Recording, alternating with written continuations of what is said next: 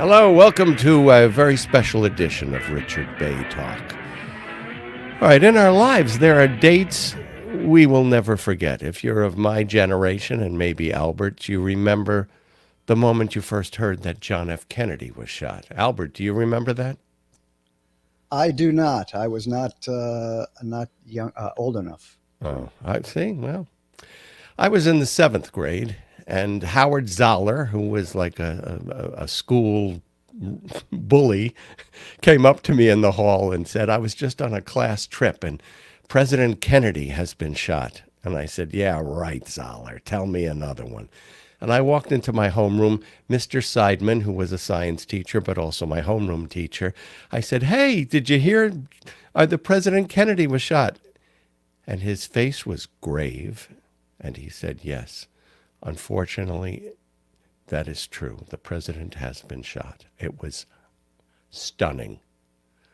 And on the bus home from school, I started crying. People said to me, was he a relative? I said, no, he was the president. Well, that was in 7th grade.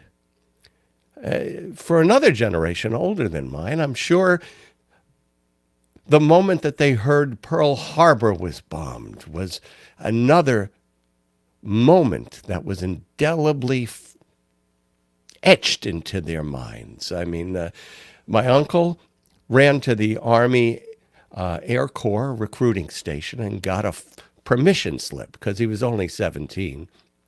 He ran home. He got my grandmother to sign permission. He dropped out of high school and he went into the Army Air Corps.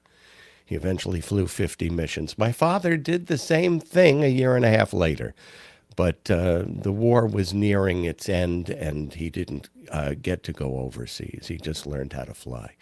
So those moments, I mean, you can close your eyes and I can see Mr. Seidman's face. You know, and the look on his face when he was telling us that Kennedy was shot. And of course, for most of us who were alive, we can remember that moment on 9/11, dates we never forget. Now, at the time, I lived in a condo on West 57th Street that was pretty big. And I had a straight view all the way down to the World Trade Center. In fact, it was double pane glass so that it magnified things that were far away, and it appeared to be a lot closer than it actually was. And when I got up to get my morning coffee, I looked out the window, and the way I remember it was that I saw this smoke pouring out of a big hole in the World Trade Center that looked like the shape of a plane at an odd angle. It was like, you know, the Roadrunner cartoons when he runs into a brick wall and you could see his outline in the brick.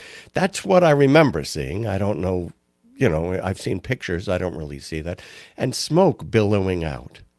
So I called to my girlfriend, who was still in bed. I said, Magda, get up. You got to get in here.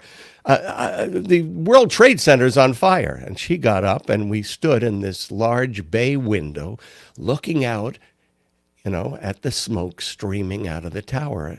And all of a sudden, we saw a second plane flying down the Hudson, very low. And I said, well, what the heck is this guy doing?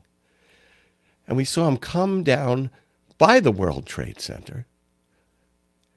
My immediate reaction was that it was, you know, some guy trying to get pictures of it. It disappeared behind the building, and then I can close my eyes and still see that explosion of red, orange, and yellow flame pouring out of the second building. You know, in our minds, it was inconceivable that after one plane had hit the World Trade Center, that a second plane would do it.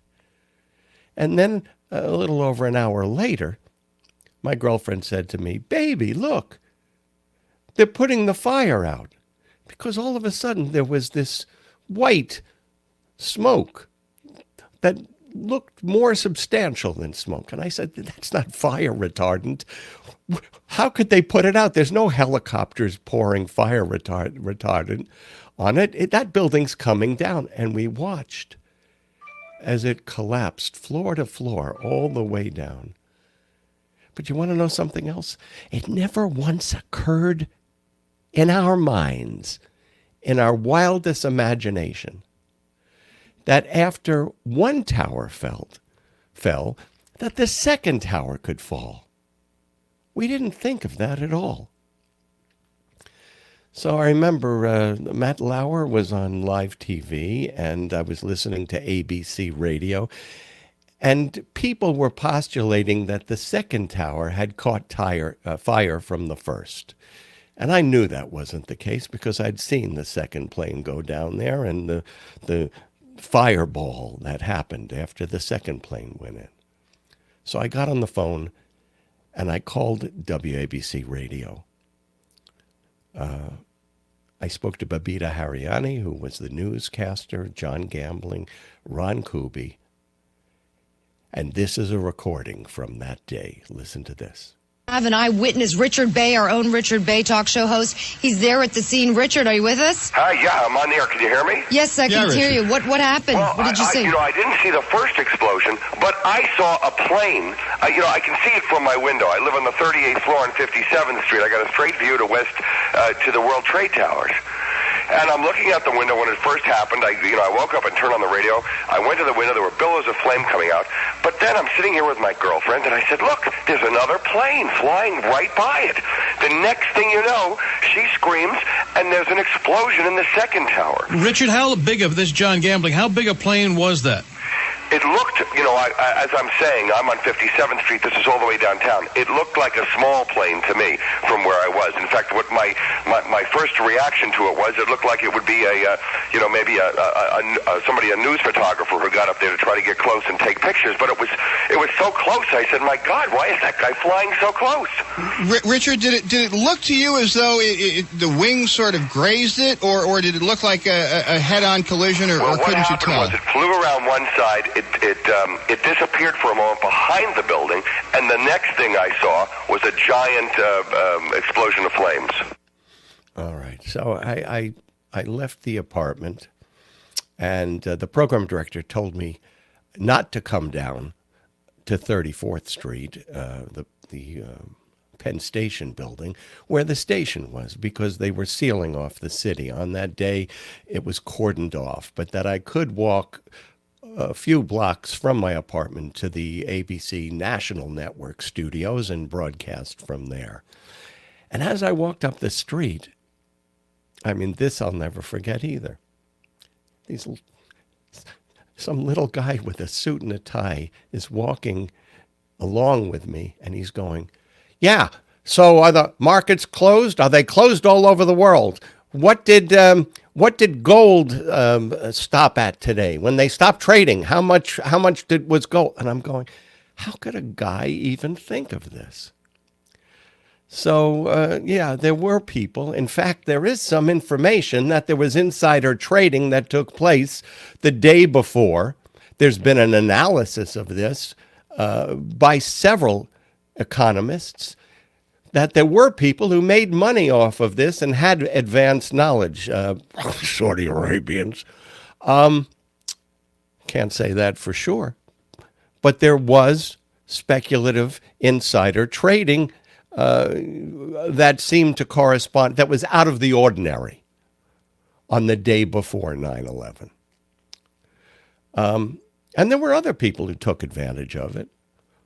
Rudy Giuliani at the time, one thing I give him credit for, he was on TV all the time holding our hands. And that was important. And when somebody asked him how many people have died, and he said, more than we can possibly bear.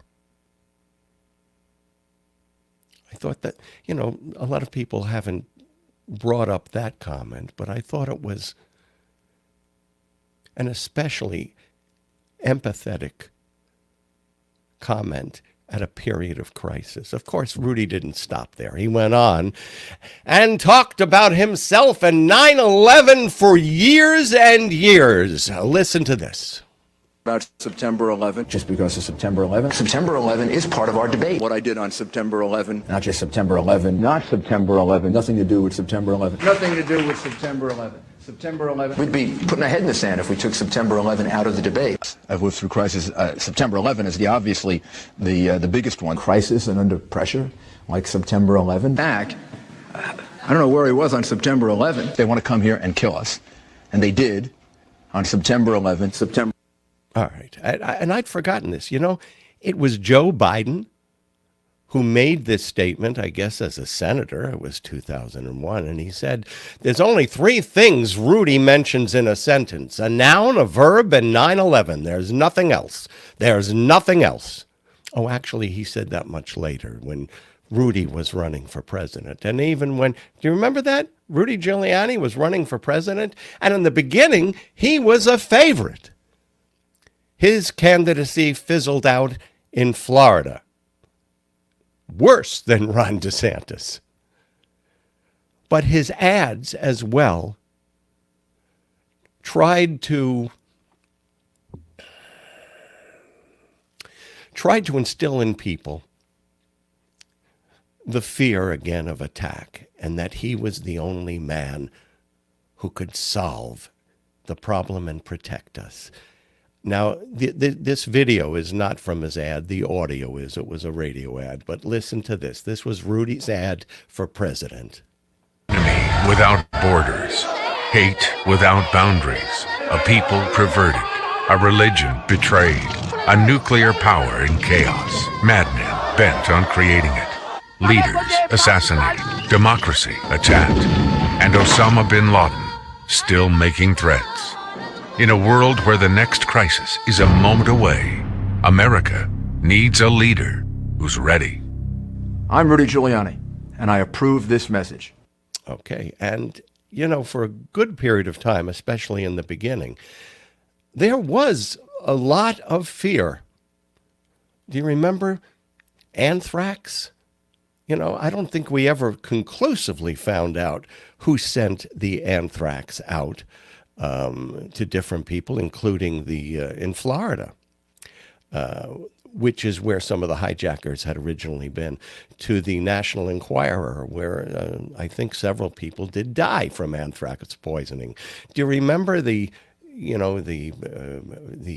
Bush administration official who said we should put saran wrap on our windows to protect us from some kind of a, I don't know, chemical bio attack on the city? So, yeah, there were also crazy conspiracy theories. This was an inside job. How could the buildings come down? They've all been pretty much debunked. But I'm going to talk about a few things that haven't been fully investigated, and some that have. You know, on the morning of 9/11, George Bush was at a Carlyle Group conference. And also there was Osama bin Laden's brother. Now, the bin Laden family had an investment in the Carlyle Group, which they sold off a month after 9/11. It didn't look too good for the bin Laden family to be part owners of an investment group that was so intricately involved in the U.S. defense industry. But there's no indication that George Bush or Osama bin Laden's brother, you know, were together. They were talking. I don't even know if they were there at the same time. It was a luncheon that they had. And I mean, Osama bin Laden had, I don't know, he had like about 120 brothers and sisters. His father was quite a prolific man. But there was something that was, you know, at the time even provoked questions. Do you remember all planes were grounded? Even Al Gore was stranded in Austria. He couldn't get out because there were no planes to the United States. It was the first time since the Wright brothers that there wasn't a vehicle in the air over the continental United States. And yet, just 2 days later, while the country was in aviation lockdown, George Bush allowed 140 Saudis to use private planes and leave the country. To this day, no one will admit to clearing the flights. The passengers, the FBI wanted to question them. Some of them were members of the bin Laden family. They never got to question them. And they scattered. And they got out.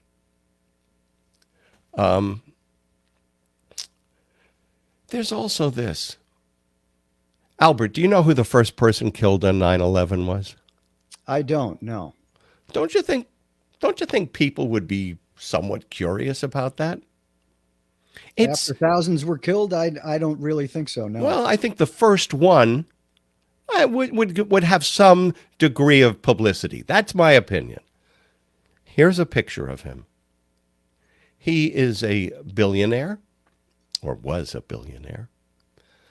He was an Israeli American, and he was sitting in seat 9B, unfortunately.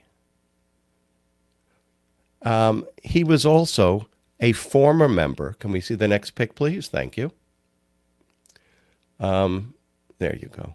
He was also a former member of a commando unit, an anti-terrorist squad in the Israeli Defense Force. By all accounts, he was an incredible human being. And what we know from a flight attendant on the plane is that he was, well, we know from the, what do they call it, the manifest. We know he was sitting in seat 9B. And we know that he stood up, because a flight attendant called it in and said, the passenger in 10B has just murdered and slit the throat of the passenger in 9B. The passenger in 10B, unbeknownst to Daniel Lewin, was one of the terrorists. And he was the first person killed on 9/11.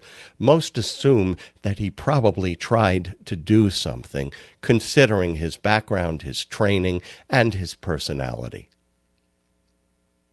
And he's the first hero of 9/11. And yet, most people don't know that. There are a couple of plaques around the country. But it's surprising to me that, that more people aren't aware of Daniel Lewin. He went to MIT afterwards. He was born in America, raised in Israel, then went to MIT, started a company that would make computer traffic, internet traffic easier. Okay, Albert, we can leave the picture now. Thank you. And he sold it and became a billionaire. And he was a husband with, I believe, 2 children. Here's another thing. I don't remember going through metal detectors before 9/11 to get on an airplane. Albert, do you remember that? Or were you too young then, too? No, I remember going through metal detectors. I don't remember giving our shoes to people. Okay, but do you remember that we used to go through metal detectors before 9/11?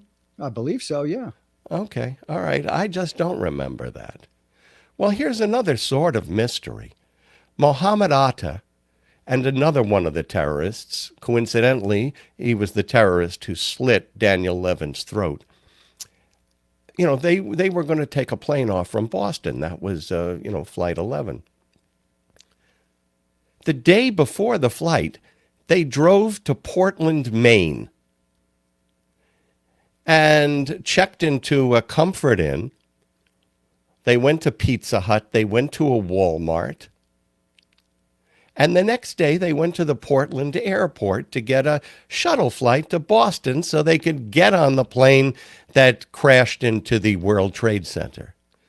Now, when they got to the Portland airport, a small airport, regional airport, I think the plane had 19 passengers on it. Here's a picture of Muhammad Atta and the other hijacker. We have this from security camera. They went through a metal detector. The metal detectors in those days, though, were set only to recognize metal that was large enough to be in a small gun. Not knives, box cutters. Now, Muhammad Atta went up to the gate attendant and said, all right, I want a boarding pass.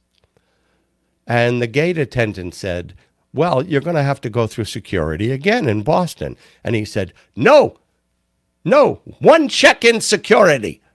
And the gate attendant who was interviewed afterwards, we can leave that picture, Albert, thank you, said it looked like he was about to get angry and start yelling at me, but he just turned away.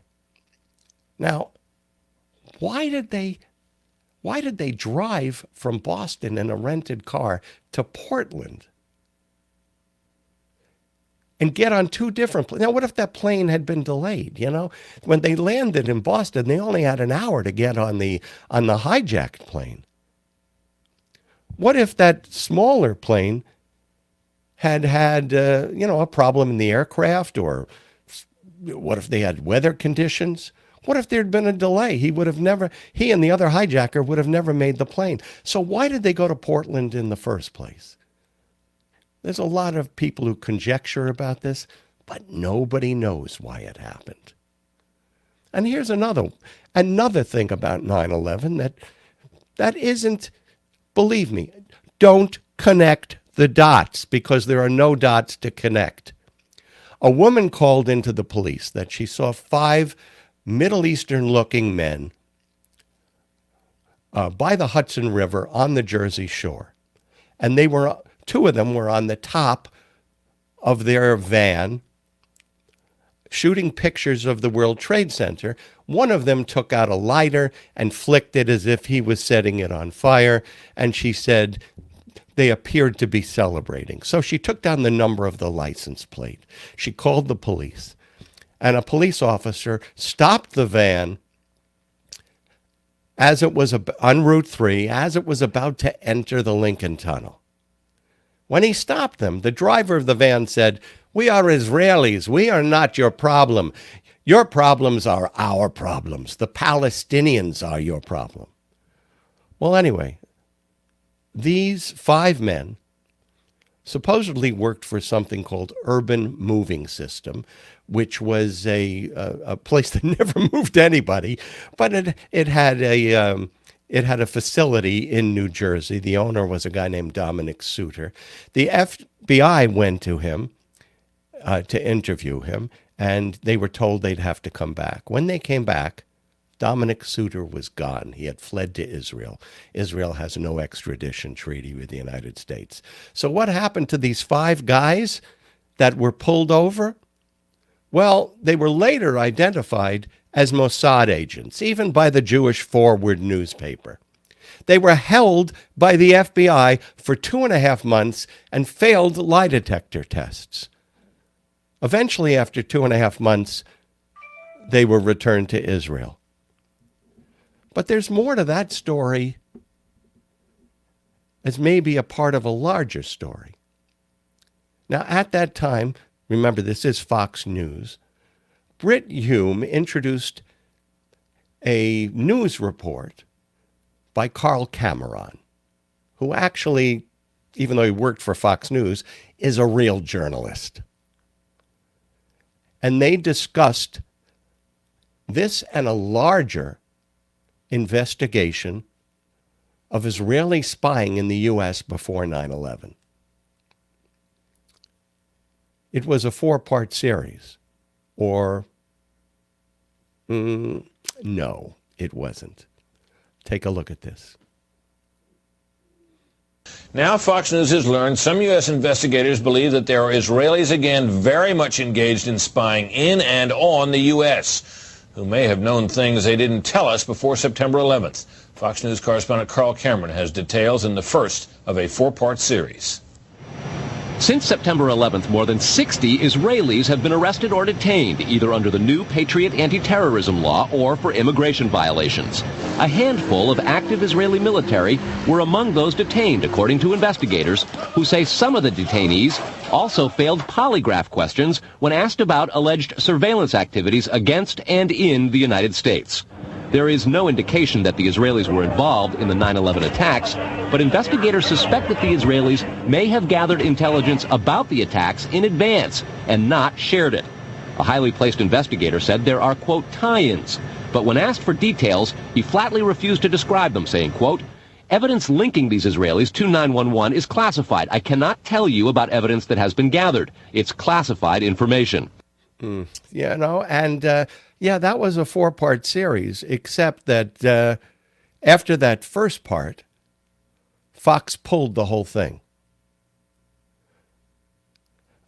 Now, there is no indication, as it said there, and even in all these years, there is no evidence that the Israelis were involved in perpetrating 9/11. There is quite a bit of evidence, though, if you go looking, that they had an operation in the United States that was very large, tracking Middle Eastern men who might have contributed money to or been a part of terrorism. And yet, you don't hear anything about that. I'm the kind of person, that likes to go places where other people don't go. I did the Jennifer Flowers show when she was right before the election, when she hadn't appeared on national television and was complaining that she was being censored. I did that the next day the show was off the air. I was the guy on WABC radio who kept telling people the WMD evidence was insubstantial, fabricated, or just completely made up. Of course, I didn't last too long there. So after 9/11, I started looking around. I said, this is such a devastating and emotional period of time that we're all going through in this country. Somebody has to write something about this that captures our feeling or inspires us. There's got to be an eloquence somewhere out there in America that gives us something to listen to that will revive our spirit. And I found it in perhaps my favorite columnist. He's retired now. His name was Leonard Pitts. And he's had years and years of columns that I just marveled at his writing. But he wrote something on 9/11. I took it and I read it on the air. And afterwards, one morning I had Regis and Kathy Lee on, and Regis Philbin went, well, I was getting into the limo and I heard this guy Richard Bey read something, and it was just incredible. And then he read it on the air. About a week later, I was in the studio and somebody called out, hey, Richard, Robert Vaughn is on the line for you. Now, I was a big Man from U.N.C.L.E. fan as a kid, and I even have a UNCLE membership card. I think I still have it around somewhere. And I said, come on. And he said, no, he says it's Robert Vaughn. And I got on the phone, and it was Robert Vaughn. And he said, could you send me that piece that you read on the air? I'd like to do a rendition of it as well. So, and so many viewers said that it touched them.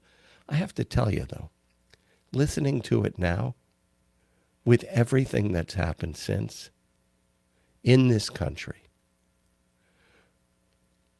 the war in Iraq, the torture of prisoners, Abu Ghraib, the ascendancy of Donald Trump, the hatred and anti-Semitism and racism that seems to have bloomed in this country since, makes me feel that a lot of the things that Leonard Pitts wrote about and I spoke about with his words, not mine. A lot of people said, oh, you're so eloquent. It's not me. It was his writing. But I think, looking back over these years since 9/11, I have a lot of different feelings about what he wrote. But this was the piece that aired on WABC Radio probably a week after 9/11. Take a listen. It's my job to have something to say. They pay me to provide words that help make sense of that which troubles the American soul. But in this moment of shock, when hot tears sting disbelieving eyes, the only thing I can find to say, the only words that seem to fit, must be addressed to that unknown author of the suffering. You monster, you beast, you unspeakable bastard. What lesson did you hope to teach us by your coward's attack on our World Trade Center, our Pentagon, on us? What was it you hoped we would learn? Whatever it was, please know that you failed. Did you want us to respect your cause? You just damned your cause. Did you want to make us fear? You just steeled our resolve. Did you want to tear us apart? You just brought us together. Let me tell you about my people. We are a vast and quarrelsome family, a family rent by racial, social, political, and class division, but a family nonetheless. Oh, we're frivolous, yes, capable of expending tremendous emotional energy on pop culture, a singer's revealing dress, a ball team's misfortune, a cartoon mouse. And we're wealthy, too, spoiled by the ready availability of trinkets and material goods, and maybe because of that we walk through life with a certain sense of blithe entitlement. We are fundamentally decent, though, peace-loving and compassionate. We struggle to know the right thing and to do it. And we are, the overwhelming majority of us, people of faith, believers in a just and loving God. Some people, you perhaps, think that any or all of this makes us weak. You're mistaken. We are not weak. Indeed, we are strong in ways that cannot be measured by arsenals. We're in pain now, we're in mourning, and we're in shock. We're still grappling with the unreality of the awful thing you did, still working to make ourselves understand that this isn't a special effect from some Hollywood blockbuster. It isn't the plot development from a Tom Clancy novel. You've bloodied us as we've never been bloodied before. But there's a gulf of difference between making us bloody and making us fall. This is the lesson Japan was taught to its bitter sorrow the last time anyone hit us this hard, the last time anyone brought us such abrupt and monumental pain. When roused, we are righteous in our outrage, terrible in our force. When provoked by this level of barbarism, we will bear any suffering, pay any cost, go to any length in the pursuit of justice. I tell you this without fear of contradiction. I know my people as you, I think, do not. What I know reassures me. We'll go forward from this moment sobered, chastened, sad, but determined too. Unimaginably determined.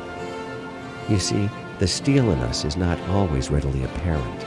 That aspect of our character is seldom understood by people who don't know us well. On this day, the family's bickering is put on hold. As Americans, we will weep. As Americans, we will mourn. And as Americans, we will rise in defense of all that we cherish. So I ask you again, what was it you hoped to teach us? It occurs to me that maybe you just wanted us to know the depths of your hatred. If that's the case, consider the message received and take this message in exchange. You don't know my people. You don't know what we're capable of. And you don't know what you just started. But you're about to learn. Well, bin Laden was not captured until Barack Obama, years later, almost a decade later. Not captured, he was killed. Al-Zawahiri, who took over Al-Qaeda I think he just died a few years ago, and of natural causes. Instead, we went off to Iraq and got rid of Saddam Hussein, who had nothing to do with 9/11. Are we really peace-loving and compassionate people?